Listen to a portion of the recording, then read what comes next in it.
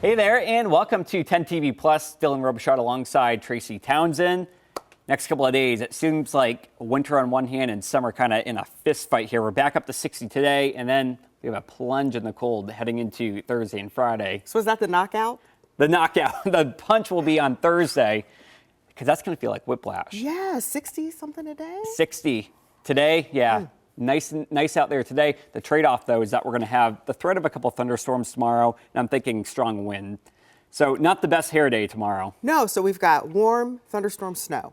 Correct. In that order, literally in that order. So without further ado, let's hop right into it here this afternoon. And as we look at daytime highs today, lower 60s expected. But as we've been preaching, don't get too complacent with this because big changes are on the way as we head into the next few days. The reason why things are so nice right now, look down to the south. We are tapping into that rich supply of mild air from the Gulf states. We are back up to 60 today and heading into tomorrow as well. Then heading into the rest of the week, things are going to be much colder out there.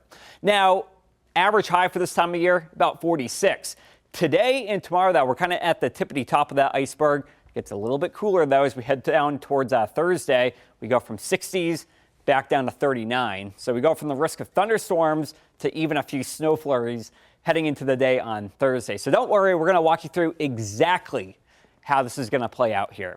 9 o'clock tonight. Once we get past 9 o'clock, we're going to be tracking that risk of rain and wind developing as we head into tonight. If you're going to be out and about late, drive with caution, but we really dodge a bullet right here because the majority of these showers happen tonight when folks are sleeping. So that actually works out perfectly in our favor.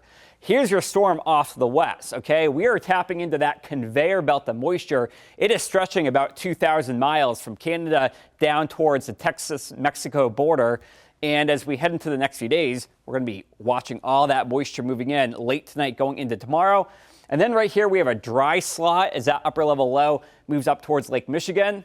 But then look at that, the blue on the map. They are looking at blizzard conditions across Iowa, Minnesota, and Wisconsin. We catch the tail end of that snow heading into Thursday. Watch this right here. It's very interesting. This wraparound moisture, the cold air overtakes that moisture, changes it over to snow on Thursday. And you might be wondering how much? Hardly anything. All right. I don't want you to get too excited about this. I don't want to hype it up and give it more credence than it deserves because I honestly think we're looking at little to no accumulation heading into Thursday. But I want to kind of zoom things in a little bit closer to home and give you a better idea how this will exactly play out as we head towards tonight. Watch it with me here. By 10 o'clock, some light showers overspread the region. As we head past midnight, take a look at this right here. Now, all of a sudden, you see some darker greens showing up on the map. These are some heavier downpours that we're going to be tracking. Then as we head towards 4:30, this is really that window that we see most of the rain. And then as we head towards 7, 8 o'clock, we catch a break. By this point in time, you're thinking, okay, we made it through the rain. Not so fast, because take a look at this. We have more showers on the way heading into tomorrow afternoon. Here's a look at Wednesday night, round 2, starting off as rain, but we also kick in that change in the wind direction. So now here's a concern, all right? Now as we get that change in the wind direction by Thursday morning, now we're looking at the blue on the map, tracking some light snow across the viewing area. How much rainfall? Solid ½ inch, okay?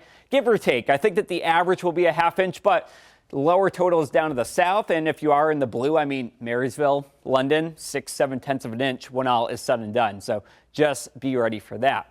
Another concern that we are watching, the wind, okay? Today, gusts up to 25. That's manageable. 35 is manageable. But now we're kind of flirting with that wind advisory criteria for tomorrow with gusts up around 45 miles per hour. So just be ready for that. Let's walk you through exactly how these winds will kind of play out.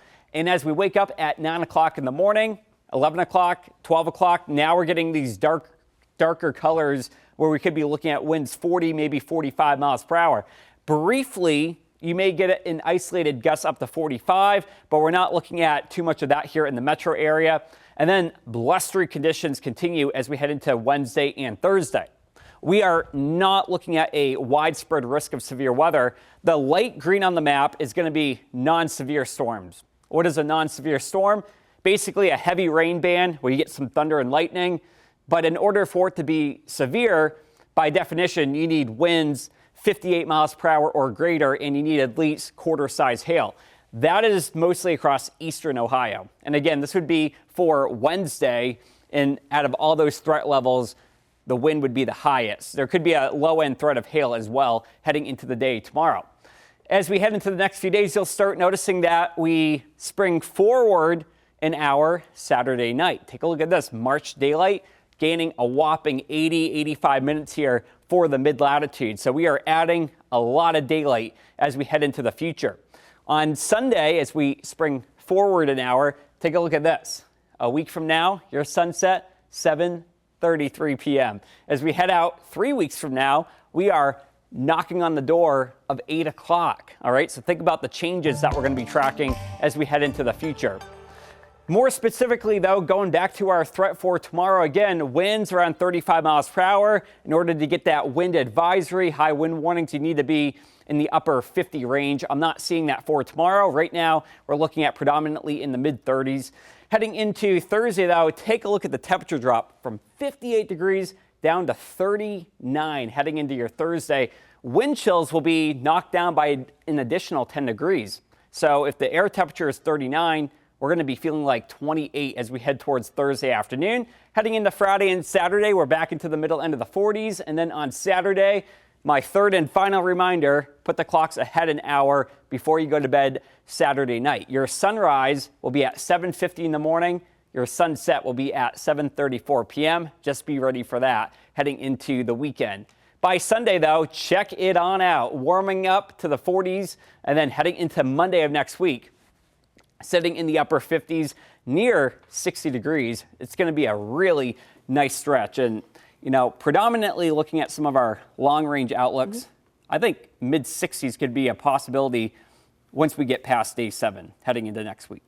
I think for what we're facing, that's a good reward. Yeah, I'm excited. Just Yes. Enough to kind of open up the windows, let that spring-like air in. Sunroof, yeah. And speaking of the warm-up, that leads us into today's weather trivia question. Okay. We are talking about a warm-up on the way.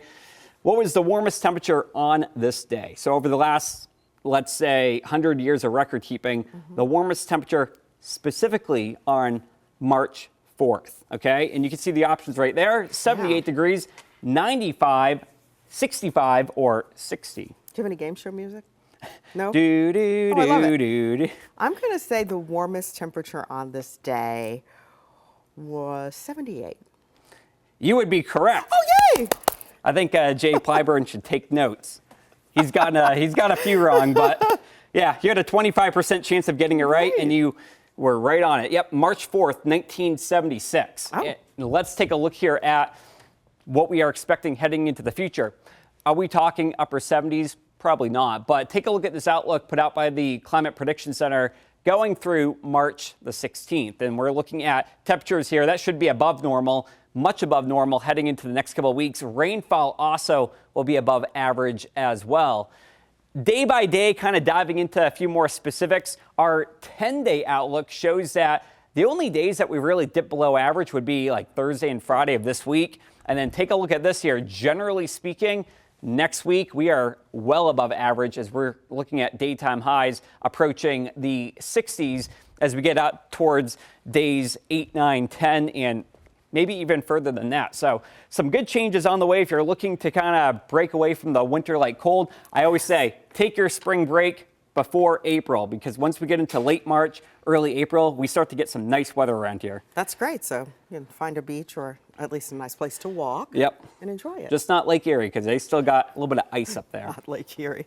Well, that does it for us here on 10 TV Plus. Chief Meteorologist Jerry Martz is back tonight at 6 o'clock.